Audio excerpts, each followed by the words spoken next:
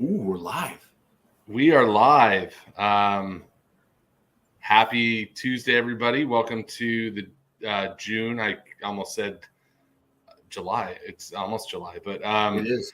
welcome to the June Whiskey Club tasting, virtual tasting. Excited to be joined tonight by Balcones Distillery and Alex, and we'll let Alex introduce himself here in a second. But yeah, just super excited to be joining you again for another month. We've just passed our 2-year mark for the club. So again, thank you to everyone for being a member. Thank you to those that have been a member for over a year. Thank you to those that have been a member since the beginning.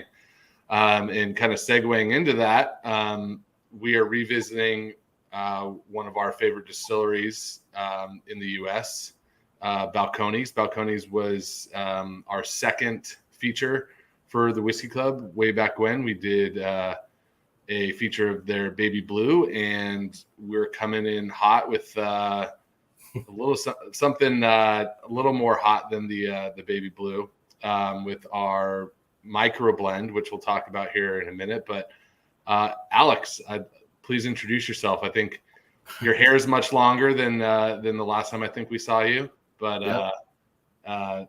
how are you? How have you been? And introduce yourself to the group. Well, yeah, my barber and I have a very strained relationship. We're still on speaking terms, but yeah, I haven't gotten a haircut in 2 years, so that's why this exists. This is more convenience than it is anything else. The byproduct is that I get a lot of, I guess, good Willie Nelson, especially being in Texas, comments, but not a bad person theoretically to have an association to. Yeah, Willie's great. Yeah. But yeah, my name is Alex. I've been with Balcones for almost 6 years now. 6 years in at the end of August, beginning of September. So obviously the last couple of years have been a really fun and interesting one to kind of embrace the world of the virtual experience, which is still a really great and fun way to kind of bridge the gap between a lot of opportunities. So this is coming super full circle because I guess I'll point this way. We talked about Baby Blue last time. You were in your tiki hut, which was awesome. Super cool. I love that. R.I.P. the tiki hut, unfortunately. Yeah, R.I.P. I mean, we still love tiki and everything, but yeah, the hut, the tiki bar is maybe one day. But to come full circle and talk about something that's really bizarre in the best way possible, because the microblend idea, it's really cool. I mean, it's weird. It's a good whiskey. The whole concept and how it came together is just different. So yeah, Balcones, Texas whiskey. Well, before we get too ahead of ourselves. Sorry. No, you're good. I want to announce our prizes for the evening. So as always, tonight we'll be giving away 2 prizes for the best questions of the night. So Alex will kind of choose his top 2 questions, and then we have something a little bit different tonight. We have 2 bottles to give away. We're giving away a bottle of Balcones peated single malt. And then we're also giving away a bottle of their Tres Hombres, which is a collab with ZZ Top. It's a bourbon, right, Alex? So it's a very unique whiskey in that it's actually a blend of 3 Balcones whiskeys to represent the 3 band members, aka Tres Hombres. So it's actually a single malt, a corn whiskey, and a rye whiskey. So it just qualifies as what we call a Texas whiskey. But yeah, it's a convoluted thing, but it's a really, really cool partnership that we have with the band ZZ Top, which is crazy that we were even able to do that. And they were very active in the blending. So it's a cool whiskey. It's pretty rare in the current climate of things. And then the peated is a weird bonkers thing. So if you like single malt, that's a great thing for a prize. Cast strength peated malt. Those are cool bottles. I don't even have the newest. I don't even have the newest Tres Hombres. It just dropped. So anyways, whiskey. Gosh. Yeah. So 2 really cool bottles to give away. We'll choose the 2 best questions of the night, and then I'll choose my favorite. And whoever is chosen as the favorite question of the night will get to choose between those two bottles, whichever one you want. And then the second best question of the night will get whatever the first place doesn't choose, but still two great whiskeys to give away. So thank you to Balcones for providing those for our members this evening. And again, as always, please remember to just make sure whatever your format you're watching us on, if you're watching us on Facebook or YouTube, whatever the account name is, if it does not coincide with what your name is in the membership, just make sure you put your name before your question. But if your name matches your membership, you don't have to worry about it because we will know you're a member. So just moving right into things. Alex, I kind of cut you off there a bit, but you want to maybe just give us a brief history of Balcones for those that are, weren't with us 2 years ago, which I'd imagine is the majority of people on the call this evening. But just maybe give us a quick rundown of the history of Balcones.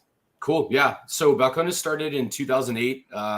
We've been fully grain to glass production since day one. And at the time, there was nobody else really making whiskey in the state of Texas. So we kind of really set out to do something that there was no real plan to be able to do. Nobody was making whiskey in Texas.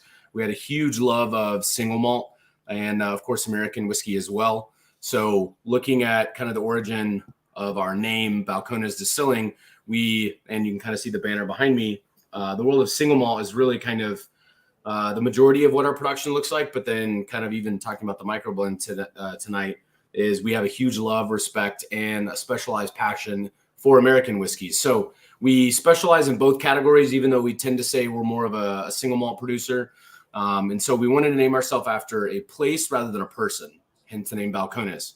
There's a fault line that actually runs through Central Texas, and that's where we wanted to kind of source our name and the inspiration of it from, in homage to the Scottish tradition of, again, naming yourself after a place rather than a person. So from the get-go, we really just wanted to try to make the best whiskey that we possibly could with looking at local ingredients and just kind of the heritage of the old world because of the love and respect of single malt. So we started mostly in the world of corn whiskey and single malt from day one, and we've kind of branched off a little bit, of course, with the world of bourbon and rye, a myriad of single malt releases. We even make a little bit of rum now. So it's all centered around the world of copper pot distillation. So no column stills or hybrid stills, 100% copper pot distillation. We originally started out in a 2,000 square foot cute little box under a bridge in Waco. We're now in 65,000 square feet, full production capacity to distribute to 46 states, plus a handful of other international opportunities. Texas and California are actually our two biggest states. And so, again, the microblend kind of opportunity really felt pretty special to be able to do. Shout out to Barbara for helping us kind of pull together that opportunity. But again, we kind of say we kind of focus on the world of old world meets new world with a lot of maturation techniques and a lot of focus on the origin of single malt and still some very traditional bourbon profiles, American whiskey profiles as well. But huge love and respect for the world of copper pot distillation. So bigger, richer, a little bit more oily, a lot of sensory-based production and blending that is a little more arduous, but we feel like it's just the best way that we know how to make whiskey. It's pretty fun. Texas whiskey. So what question I always ask our guests, I'm always interested in what led people to the hospitality industry or the spirits world. Can you talk about, your passion, your history, what, from, point A to point B, how'd you get there? So I've been with Balcones for 6 years. I mostly do, the easiest way to kind of explain my title is National Brand Ambassador, but I also help with sensory on curating our single barrel program. Of course, we work together on this really fun little microblend project, which we've never done before. So it was a really fun project to be able to unveil with Eureka with such a special project like this with a really cool club. And then I help with a lot of special releases as well as far as sensory and blending. But my background really starts with my undergrad was actually in art. studio art. So the idea of art and creation, working with your hands, working with teams of people, has always been a passion of mine, even since I was a little kid. But I had a huge love for craft beer. So I worked in the craft beer distribution game for a while. I was born in the industry. My mom worked for one of the largest liquor chains based in Texas from 1980 to 2000. And then my dad has actually been working for one of the largest distributors in Texas of craft beer and also Budweiser for close to 30 years. So I was definitely born in the industry. But I was a huge Balcones fan, living in Texas in the distribution and hospitality world. So I never worked on the side of consumer-facing hospitality, of bartending, or at a restaurant or anything. I've always been on either distribution or the supplier side of things. And so one day, one of our distillery manager called me, who I was a friend of, and he's like, "Hey, I know you're a big fan. I know you've got a lot of distributor experience. We're starting a sales team." This was like midsummer of 2016. He said, "Hey, do you want to join?" I was like, "I'm happy where I'm at, but I'll take an interview." And now 6 years later, here we are. So I think that kind of, there's a lot of makers within the distillery, a lot of people with really craftsman hobbies that really love pouring into projects, pouring into people. And so that kind of hospitality and culture run through the distillery. And it's kind of something that we look for with a lot of good new hires and folks that are part of the team. And I'm just happy to be kind of one of the earlier waves of phase 2 when we moved from our original distillery into our new larger facility. I was right at the beginning of that new production cycle when we scaled up our production, which is really cool to be a part of now for, again, 6 years. So basically, I don't know what I'm doing. I just love the whiskey and like to talk about it, which is fun. I am having a bit of internet issues. I apologize. I'm supposed to have the fastest internet available, but yet it somehow always chonks out on me. Isn't that the beauty of it all, though? It's fun. Yeah. So in case I do chonk out permanently, or not permanently, or for a bit, Alex, you might want to pull up that presentation that you have and just kind of go solo just as a backup plan. But I think hopefully we'll be okay.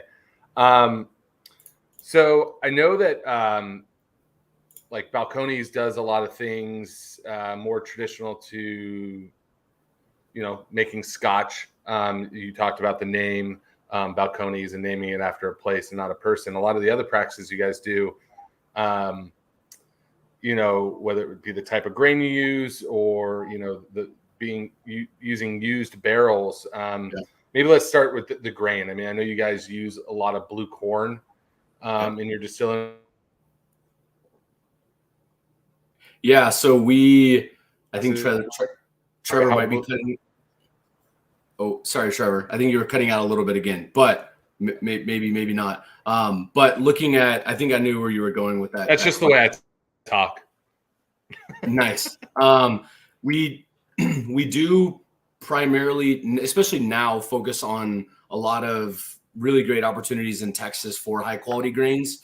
And so even back in the very beginning stages of the distillery, we've always looked to try to push the envelope without being gimmicky, because that's not even fun for us, much less for it to provide something rich and flavorful for the category. And so when we were seeking out blue corn, it really was based on local provenance and kind of a culinary happening that was going on in the late 90s, early 2000s.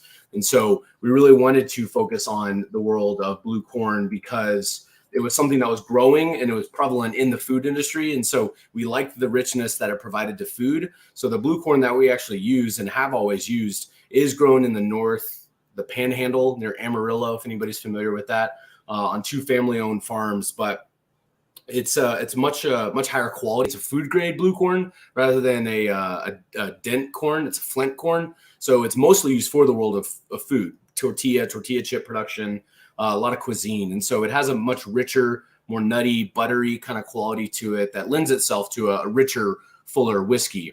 And then in, again, kind of traditional purist form, we were aging it in used oak because of the world of kind of that symbiosis of single malt Scotch regulation, right, of used casks with the world of then blue corn wanting to showcase that grain as much as we could, that led us to the idea of like, nobody's really dabbling in corn whiskey. Let's highlight this grain. Let's showcase it instead of burying it in wood or balancing it with, the residual wood sugar that you would get with new oak, which would then of course turn in would then qualify for bourbon. And so we really wanted to lean that direction. We also roast it in West Texas. That brings out some of that more nutty, rich quality that, again, we just really, really like. We didn't have a roadmap. We just kind of just like we're faking it till we made it. And we've happened to be making it now for 15 years, or we're about to go into our 15th year. So local doesn't always mean great. We haven't always used local ingredients because, again, we're seeking flavor. And we're in search of really rich flavor as well. So only a couple years ago were we able to actually start using Texas barley. We've always used Scottish barley. We still do to this day. But when you look at like Mirador, Texas One single malt, and then now Lineage, these all have mostly Scottish barley. Lineage only recently has Texas barley in it. So baby blue, and then this special release above my head, is all blue corn. And we've only ever used blue corn until recently. We started dabbling a little bit of Texas yellow and white corn. So we're really in search of flavor. Local doesn't always mean the greatest, but the blue corn is fantastic. It's really, really fun. It's really, really great whiskey. Or it produces great whiskey. And you said the main difference between blue corn and yellow or white corn is just really that kind of rich, nutty characteristic, the roasted flavors as well. Yeah, it's got much more of like this rich, buttery, oily quality that lends itself very well to the culinary side of things. If you've ever tasted a blue corn tortilla chip versus like a yellow corn tortilla chip, there's just a little bit more of an earthiness. It's slightly more complex. The blue corn that we do use is non-GMO. There's nothing against white or yellow corn. Again, Kentucky makes the absolute best bourbon in the world. We just thought that they're making great bourbon. If you want Kentucky bourbon, if you want Kentucky corn whiskey, drink mellow corn. You can kind of see out of my view if there's Weller and Maker's Mark. Like, we have a huge love and respect for them. So why would we want to just bite off what they're already chewing on? Let's try to add to that. And so we sought after the blue corn and kind of become a little. What's the sugar content of blue corn versus yellow? I don't know if you know, or like. I don't know. I know white and yellow corn typically is a little bit sweeter, but as far as like a kind of like a parts per million, I'm not sure. It's still sweet. Anybody that's tried or hasn't tried Baby Blue, it is a very sweet whiskey. And that's not from back sweetening. That's not because we're adding packets of flavor. Corn just naturally is a much sweeter grain profile than other spirits. And then coupled with the fact that we use really high quality ISC casks that are typically really high impact toast and char levels, you're going to have a lot of residual sweetness. So our whiskeys they're very big and robust and have a level of rich sweetness, but that's not because we're adding any flavor or packets or coloring. It's just the residual sweetness from the grain in the barrels. And then where do you guys you guys source used barrels from all over the place? Are you at liberty to say where most of your used barrels come from, or? Yeah, no, absolutely. So we do partner with ISC, Independent Safe Company, out of Kentucky and Missouri.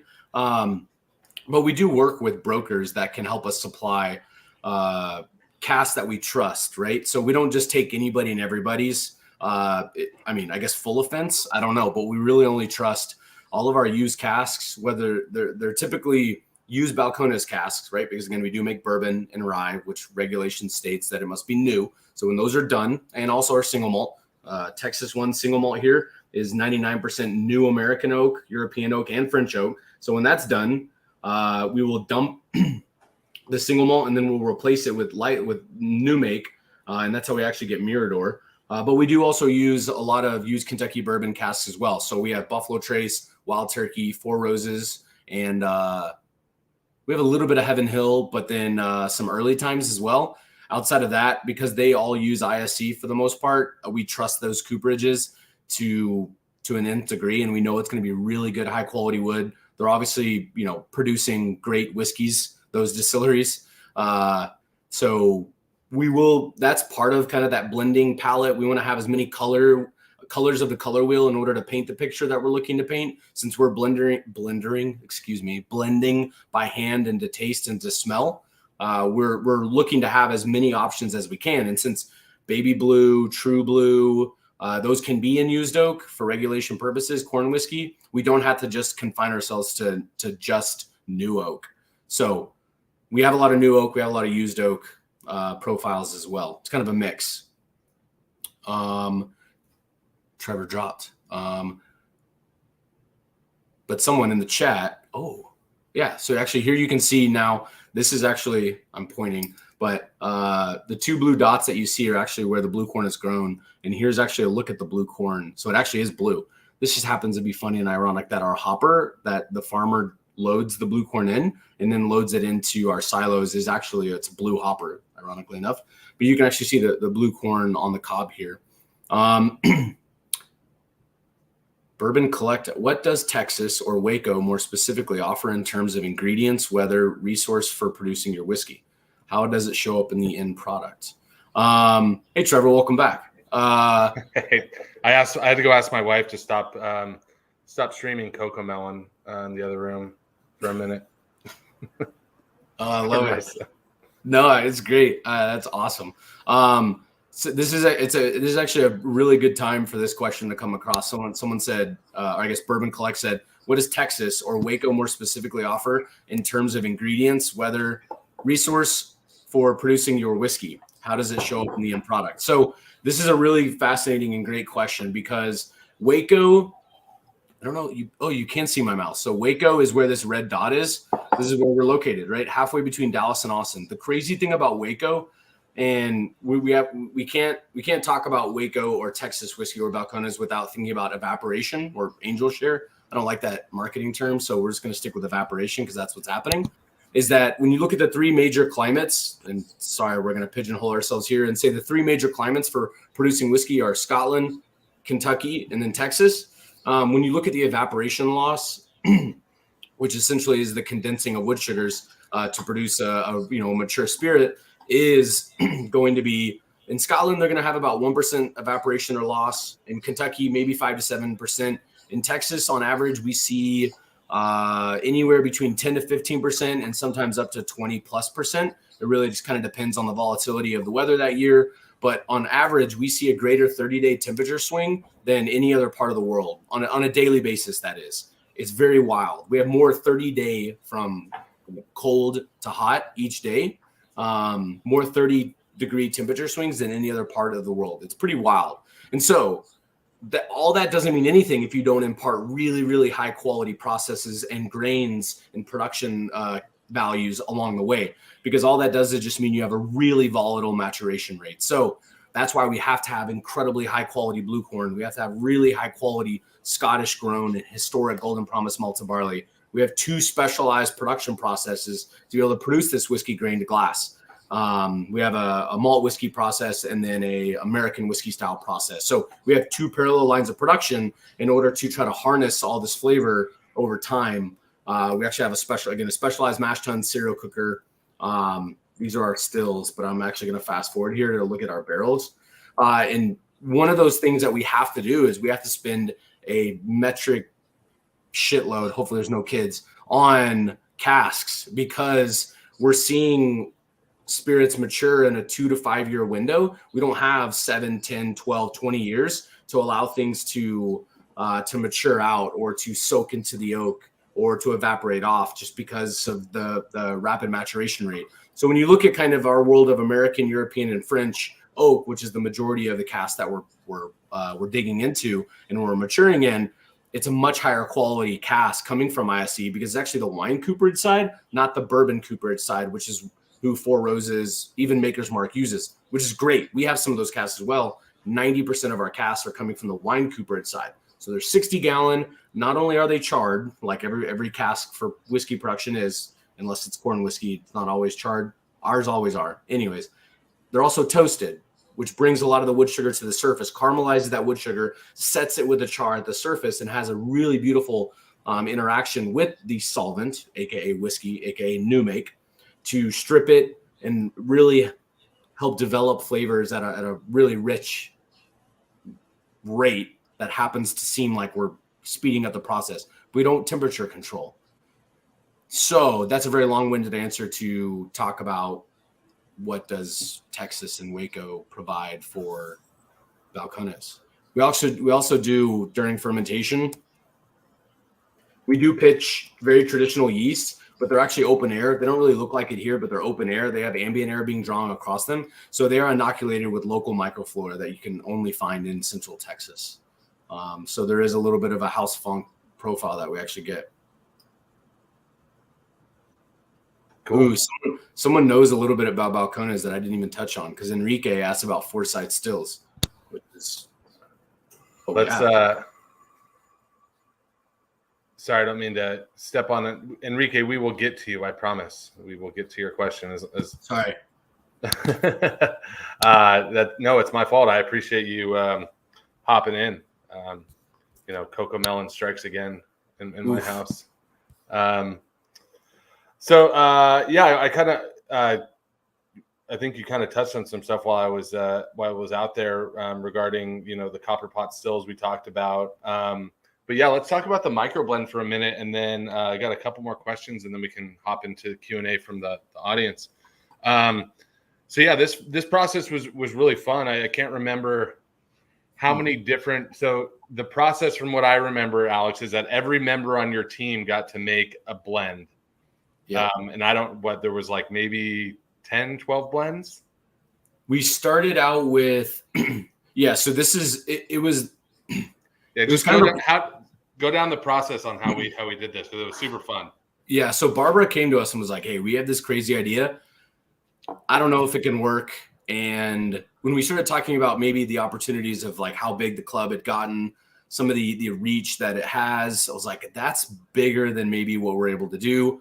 But then we started talking internally about an opportunity, something that we had been throwing around in the back of our mind, which is a micro blend, right? So normally our blends are anywhere from 80, maybe 100 to 200 barrels in a blend. A special release might be 8 to 20 barrels in a blend. And again, our cask sizes are 60 gallon plus. We have actually up to 132 gallon casks. But those are for future secret projects. So TBD on those. However, when this came across the desk, we're like, hey, I think this is actually something we could do. So we threw it around. We looked at like, do we have the available cast to do this? Do we have the bandwidth to put like the right foot forward with this? The timing of this all couldn't have been any better, because our blending team had increased capacity by way of human assets and just the lovability of sharing and brainstorming together. So Gabe, who is our director of spirits, he oversees all of the still house, distillation, blending team, and maturation. He said that he was like, hey, I think we can do this. So we all worked together. We started out with a bunch of ideas. We whittled it down to 4 blends, and then we named them. We named them some obscure names so that we weren't going to like trigger each other off of the names. So I had a blend, Emma had a blend, Andrew and Gabe had blends, and we changed the names up so that also when Trevor and I were looking at all these, it wasn't like he was like, yeah, Alex is the worst thing ever. The Alex blend, what is that? And like, I don't know. So we changed up the names, but they were unique blends of blue corn whiskey, a couple of variables that were like really weird. And we landed on something, which is what came to fruition here, which is a marrying of 7 casks that I think turned out really, really fun, really cool. And it's the only time we've ever done it ever. And maybe the only time we'll ever do it. I don't know. But the Emma blend was not really, because that's when we chose, or I chose, was the Emma blend. That Mm-hmm. wasn't Emma. Emma was not the one that did that one. You tricked me. Is that what you're saying?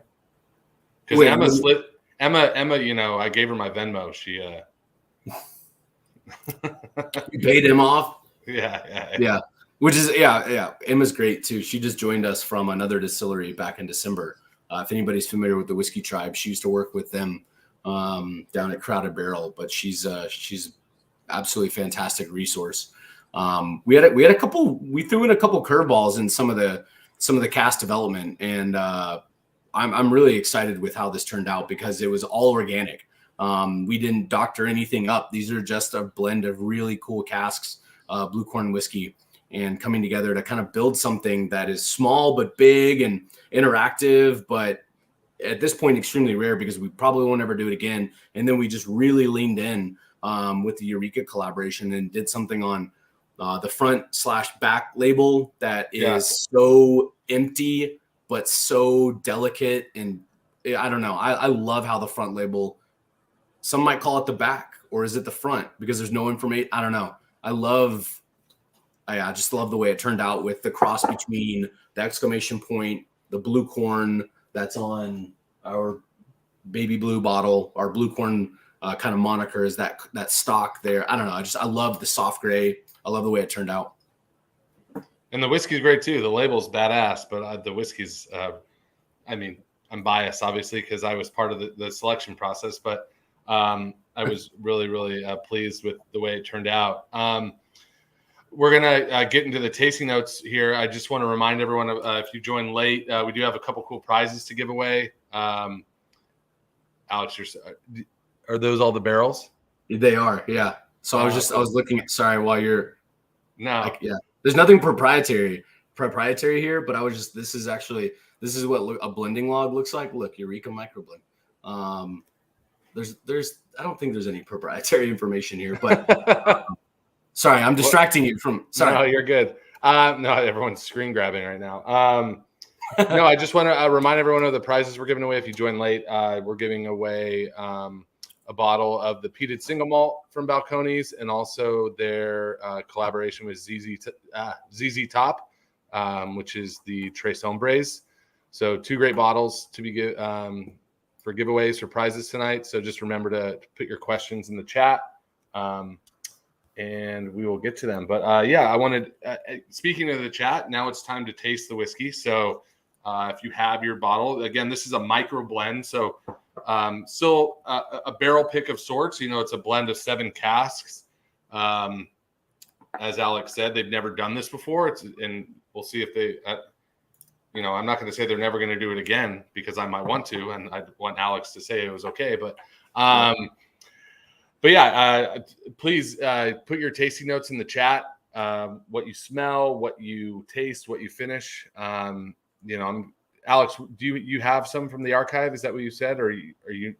No, I don't. Not with me, because part of the interesting thing with this, right, is that we knew we had. The really crazy thing about Balcones is that we have the volatility between agricultural products, aka barrels, is that the volatility between them is always different, even if they're somewhere near them in the warehouse. So we had our fingers crossed on a whim that we could make this come to fruition based on what the flavor profile was yielding us, right? We had no idea what the volumes were going to be. We have no way to measure the volume. So we got by the skin of our teeth with the volume in which we were able to provide. This is my long answer to say that we didn't keep any of it back except what we have to keep for legal archive, which I'm not allowed to drink because we needed all of it to go out to satiate the appetite of Eureka. So it was more important for us to send it all than it was for us to keep. So I don't even have any, which is totally fine. Rather share it with the world. I've tried it before. Actually, I have samples of it from when you and I did the call. But we just didn't feel like it was right to rob any of the liquid from going out and living and breathing because it is such a unique thing that we've never done before, especially with the label with such minimal information. Anyway, sorry, long-winded answer. I don't have any. Everybody else should enjoy that. It's rare, is what you're saying. Yeah. So these bottles are definitely, not going to be able to be found anymore. We actually got. Usually the barrel yields will yield us some extra bottles on top of, a little bit extra on top of what our membership is. And this time we had 2 extra bottles total, which is cutting it close, Alex, but we made it happen. And I was excited to hear that we were able to get to the number of memberships that we had. So as far as my tasting notes, I have them on the sheet here. Obviously, with using used barrels, the grain stands out a bit more to me than any oak characteristic. But on the nose, I get a lot of maple and pralines. And if you've been in the club for a while, I try to throw in some wacky tasting notes or nose notes here. I have burnt baseball bat, kind of just like when you Ooh. smack the crap out of a baseball with a wooden bat, that kind of smell. If you don't know what that smell is, I'll just take my word for it. On the palette, I have a lot of roasted corn nuts, obviously from the blue corn, brown butter cookies, pralines, and some smoked chilies. And then finish here, I'm long and lingering with notes of coffee cake and peppermint. So I remember when we were selecting. Praline is great. That we get that a lot in varying degrees of like roasted caramel sweetness and things like that. Sorry, that's a great. No, taste. you're good. No, I thank you. I appreciate it. Yeah. So hopefully, if you, we highly encourage you to put your tasting notes in the chat. Some other people can see what you're tasting. I'm trying to see if anybody's put anything yet. No, it doesn't taste like cocomelon. Dang it. Yeah, I don't see any tasting notes, but please, if you're tasting the whiskey, feel free to put that in the chat. Maybe some others will like to see what you're tasting and smelling as well.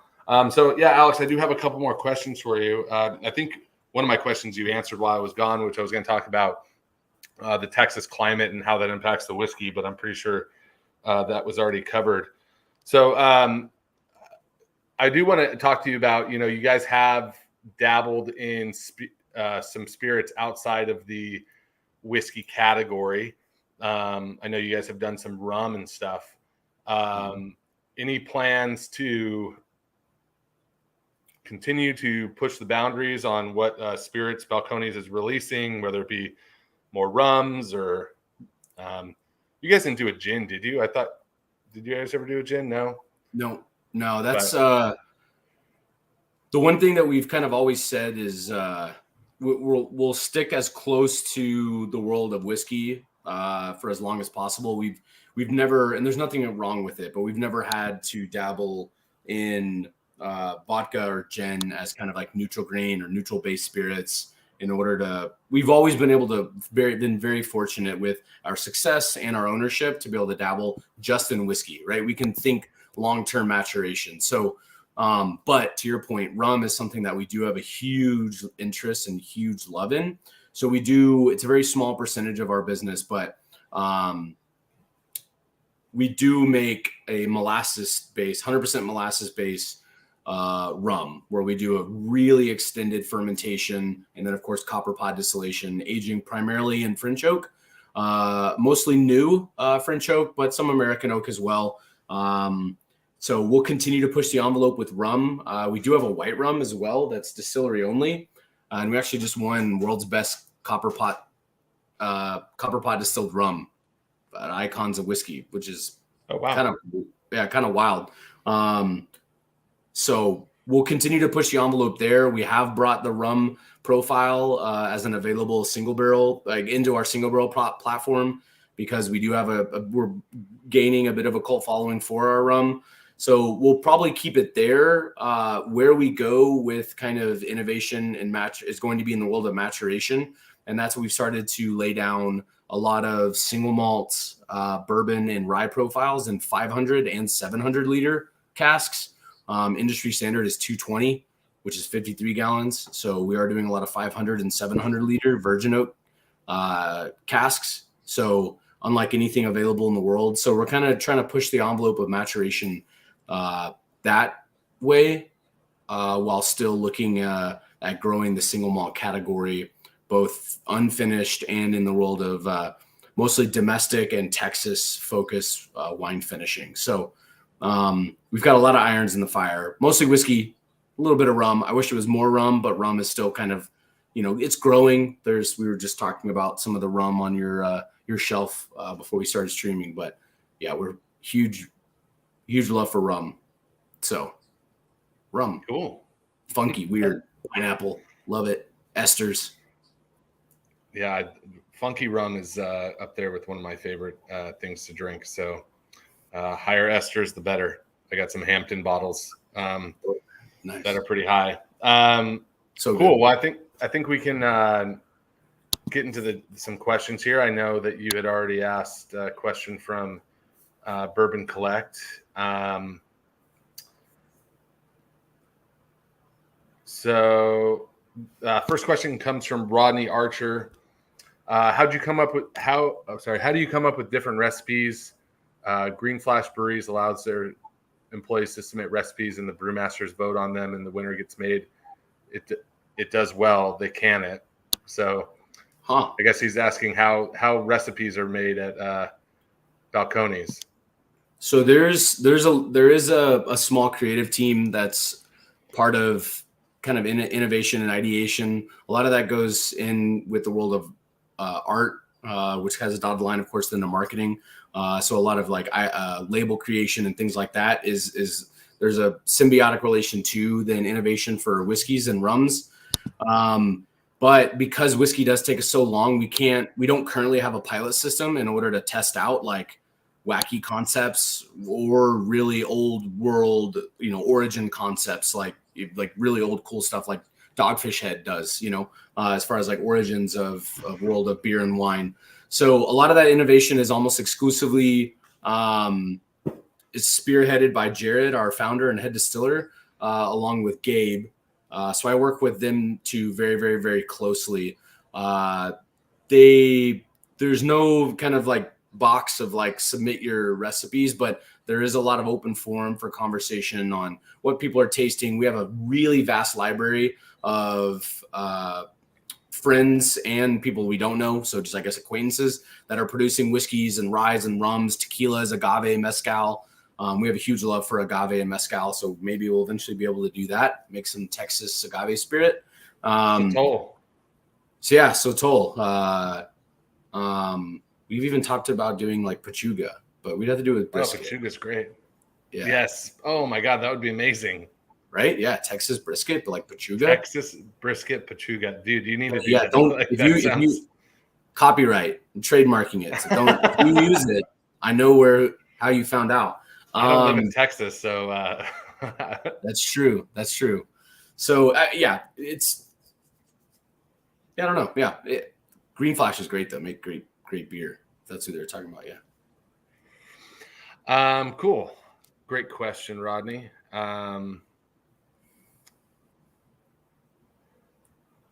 So William Rogers wants to know, speaking of looking to preserve the grain quality in the distillate, what is barrel entry proof?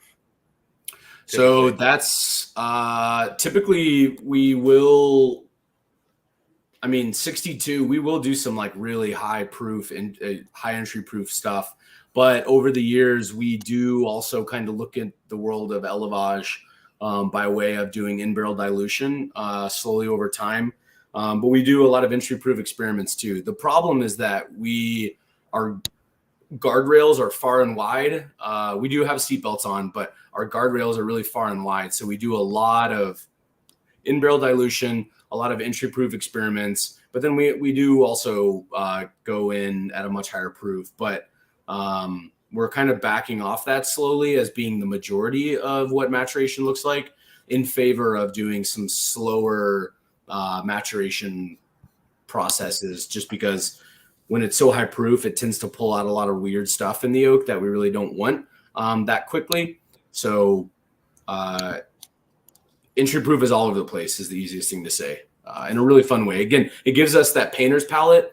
Not only are we looking at a lot of different oak profiles, we're looking at a lot of different entry proofs, proofing experiments, in-barrel dilutions to really then be able to use all the different paint colors to then be able to paint that picture that is a blend, each unique blend. It's a good question. Cool. Marcus Matson wants to know, where does your water come from? Do you treat it in any way, and does it have an impact on the flavor profile? He also says, I feel like listening to ZZ Top, having another pour and a Shiner Bock just because. Nice. We did a collaboration. I don't have it here, but we did a collaboration with Shiner Bock. Actually, we're going to do another castering variation of that release where we made Shiner Bock and then we distilled it. No hops. Oh. Yeah. Charbet. Go to Charbet if you want hopped whiskey. But yeah, go to Eureka if you want some Charbet. We have Charbet. Even better. Yeah. Go support Eureka. But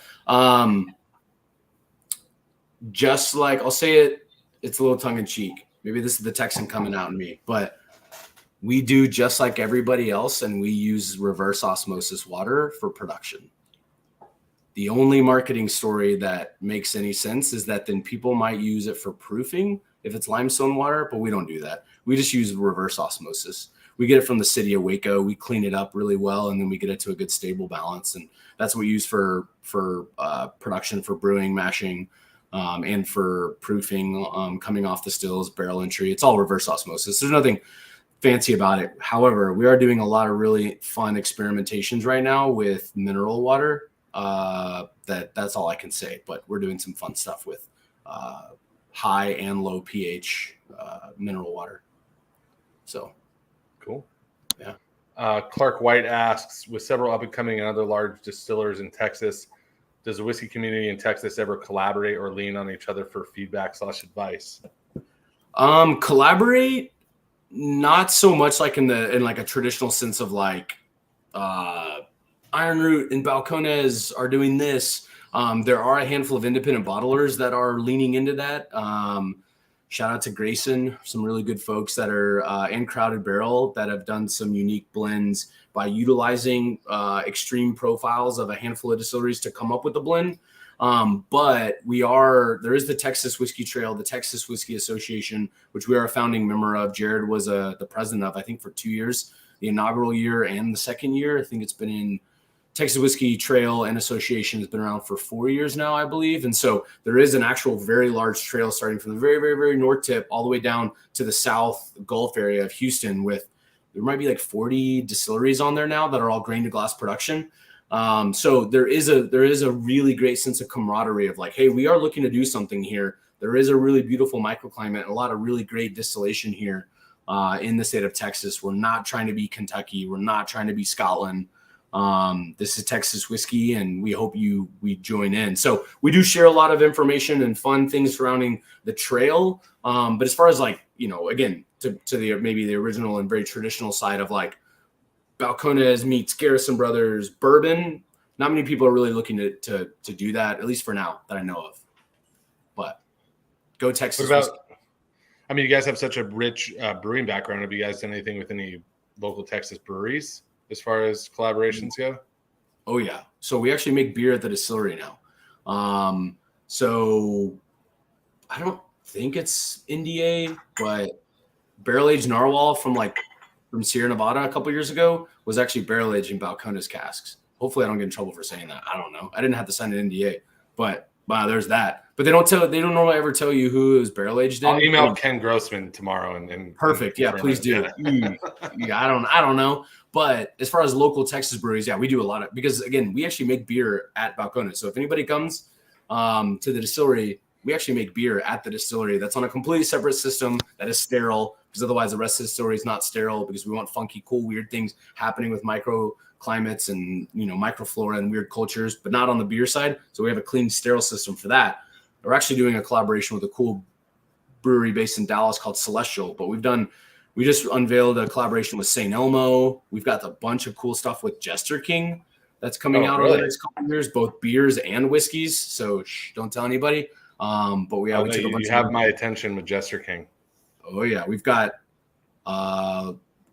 If you're familiar with atrial rubicite and black metal. Yes. We've got some stuff in the works with them. So we can talk. Let's talk offline about that. Yeah, we'll talk. Yeah, we're supposed to be talking about whiskey, not beer. So I mean.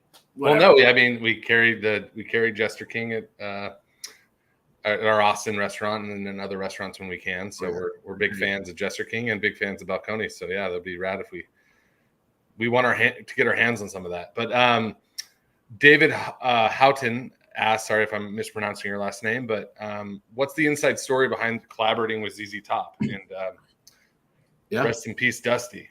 Yeah, that Dusty's passing obviously was unfortunate, and that delayed a little bit of the release of the first batch. We've released 2 batches of ZZ Top, and it was an actual collaboration with them. Unfortunately, it was through COVID, but it was something that built over a few years of them knowing at least who we are as Balcones and the original Texas whiskey, and them being the little old band from Texas. So obviously a preeminent rock, blues, folk, a little bit of country, you know, that transcends time, you know, from the 60s, 70s, all the way till now. And so we just sought out and started having a conversation about what that could possibly look like. And we really wanted to, they did and we did. We kind of came together in this like Spider-Man meme moment of Tres Hombres. And we wanted to lean into the fact that we do experiment and innovate with so many different mash bills that have become quite iconic, that we really thought we'd lean in and kind of own that idea of the rule of thirds of Tres Hombres. So that's where Dusty, a little less, and it was mostly Billy Gibbons, lead singer, who like really was kind of a kid in a candy store, really wanting to know the process of how we blend, how we look at our whiskey, how we look at maturation. And we just traded off back and forth samples. And we walked through a myriad of casks and blending sessions and styles to come together to a profile that the band really liked and enjoyed, and thought it kind of bridged the gap between esoteric craft whiskey and popular rock band. And we kept it at 100 proof, but it is a marrying of three complete whiskeys to represent three disparate band members, three disparate whiskeys coming together to form a really great band or a really great whiskey. So it is single malt, corn, and rye pulling together. Rye is very, very, very little rye. It's mostly corn and then some malted barley. So it is a myriad of new and used oak. That's why it's just called whiskey and it's not bourbon technically, because there is used oak in that mix.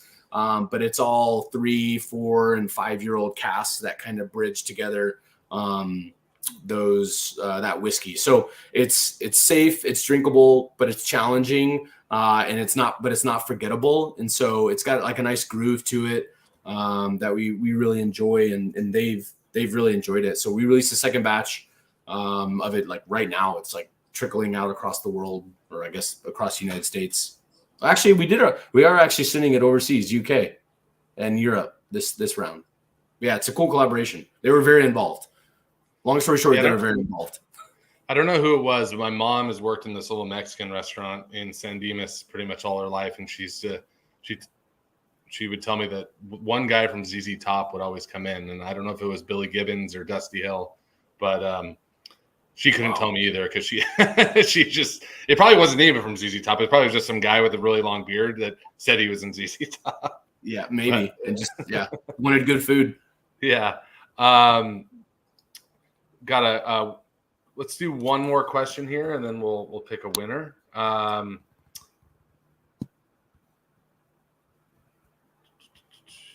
So Gary Malberg wants to know, sorry, I lost my place. Texas oak scrub was used in brimstone bottles. Any more plans with scrub, or do you also still use Elbon rye? Yeah, so Elbon rye is actually noble. The word noble backwards. It's a cute way for them to have explained that. That is about 85 to 90% of the mash bill of our rye, which is 100% rye. That's grown in Texas. Texas scrub oak is what we use to impart the smoky quality that is in brimstone, which is a corn whiskey.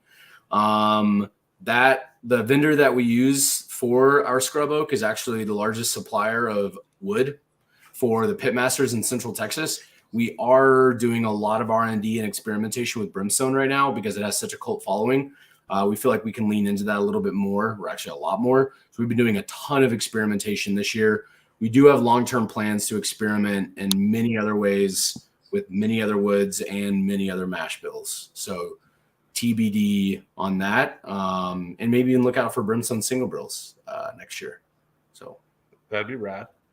Yeah. All right, cool. I'm sorry. I do one last question because it came in last minute. I think it's a good question. Matt Vargo asks, speaking of evaporation in the wine world, they'll top each barrel to reduce the air to liquid ratio, but is it the same with whiskey? Do you just allow the barrel to remain partially empty? Yeah, we actually want to embrace headspace. A lot of times, especially in wine, you also run the risk of contamination, so you don't want as much oxygen. We actually want a lot of oxygen, so I don't know the best way to describe it, but yeah, we usually leave like maybe 10, 15, 20% maybe not quite 20% headspace, because we also want it to pressurize. If it's too full of liquid, it won't pressurize, and so that will actually slow down maturation. And so there is a balance, because we want and we need that wood to integrate, or we need the spirit to integrate with the wood, because it is acting as a solvent. So it's going to penetrate deep into the pores and pull out a lot of the wood sugar. So it is a balance. Now, if we let too much headspace in, it'll just plummet. Like the evaporation will take off too fast. And we did it. Unfortunately, we did it recently. We were looking at casts for the single barrel program, and we went to check on something that we knew was low. We knew it only had like 40% left in it. We went a year, and it was completely empty, which is really dumb of us. But it completely evaporated after 5 years. Yeah, which is not good. Nobody from finances, fortunately, is on this call. They'll eventually find it, but that's not ideal, because you just wasted, 220 bottles, 180 bottles worth of liquid just down the drain. So, ouch. Or not down the drain, it went into evaporation. Even worse. Didn't even go anywhere. That's a good question, though. Cool. Well, let's recap. We had the question from Bourbon Collect, which you took when I was when you were watching Netflix. Yeah, when Coco Melon ruined my life for the 100th time. Just kidding. Though it was a question about what Texas has to offer, the uniqueness of weather, kind of the climate. Then we had the question from Rodney about how do you guys come up with recipes? Question about barrel entry proof. The question about where does the water come from? Question about the Texas whiskey community and collaboration. Texas about or a question about the inside story with ZZ Top. Question about the Elbon Rye and the oak scrub. And then the last question was about the evaporation in the wine world and the headspace. So you got all that? Got all that. So what were your two favorite? And then I will have the hard job of choosing the winner, as always. Two favorite.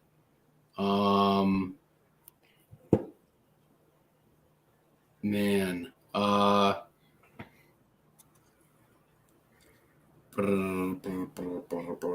The weather question is great, because that's important to touch on, and I'm glad we did.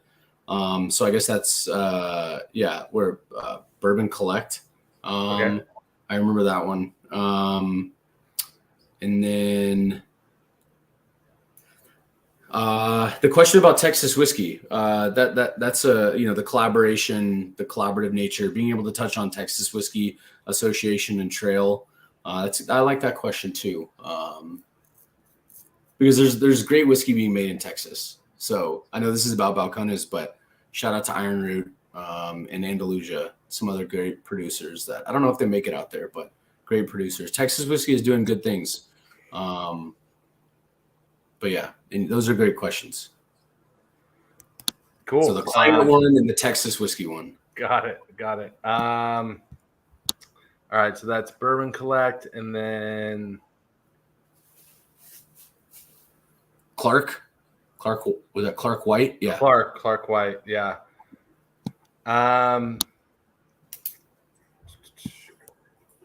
Whew. I don't know, man. I don't think I can. I'm having a hard time choosing.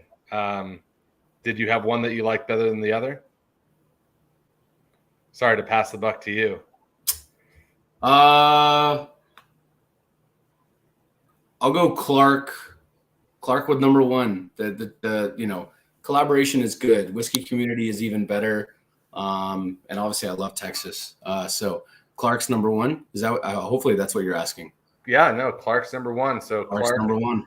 We'll reach out to you to see what you want, which bottle you want between the peated single malt and the ZZ Top collab, and then Bourbon Collect. We will let you know which bottle Clark didn't choose. Obviously, still two great bottles. As always, appreciate everyone tuning in and asking questions. And best way to kind of win some extra prizes. And whiskey's always a great extra prize. So, Alex, thank you again. 2 years. It's been a while. So appreciate you joining. And it was a pleasure to have Balcones featured in the club again. And we hope to do it maybe again next year and come up with something cool and rad. And hope everyone enjoys their microblend bottle with this custom label. So cool. Not going to see this again. So no. Cherish it. It's 130 proof. So be careful. Best strength. Add a little bit of water. Open it up. Soften it up. It stretches. 100%. It's oily. It's dense. It's rich. It's a really cool bottle. I'm excited that we were able to do that. So thank you for letting us. Yeah, absolutely. All right, everyone. Enjoy your Tuesday night. Have a great one. And appreciate you being a member as always. Cheers. Thanks, Trevor.